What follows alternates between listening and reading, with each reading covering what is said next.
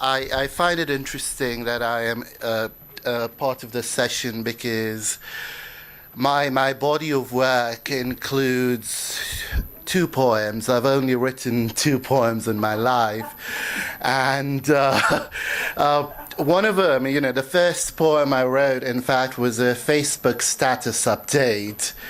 I was in New York. I had to go to Staten Island for lunch, and being the Facebook whore that I am, I decided to let the entire world know that I was going to Staten Island, yada yada yada yada yada.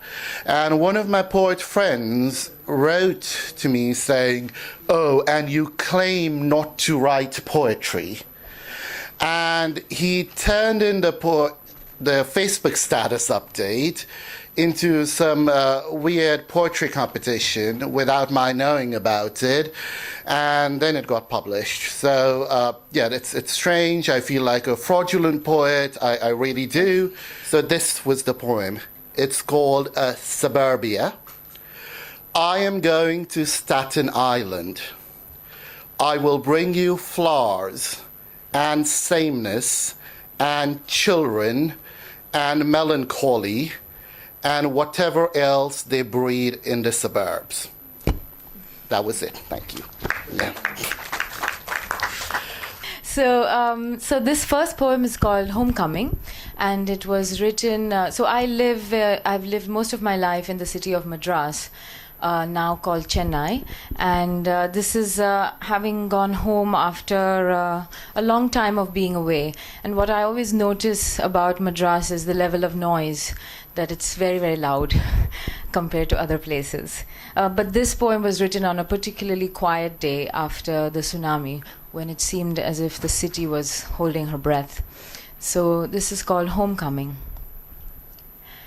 I forgot how Madras loves noise, loves neighbors and pregnant women and gods and babies, and Brahmins who rise like fire hymn to sear the air with habitual earthquakes. How funeral processions clatter down streets with drums and rose petals dancing death into deafness. How vendors and cats make noises of love on bedroom walls and alleyways of night, operatic and dark. How cars in reverse sing jingle bells, and scooters have larynxes of lorries. How even color can never be quiet. How fisherwomen in screaming red with skirts and incandescent third eyes and bangles like rasping planets, and Tamil women on their morning walks in saris and jasmine and trainers can shred the day and all its skinny silences.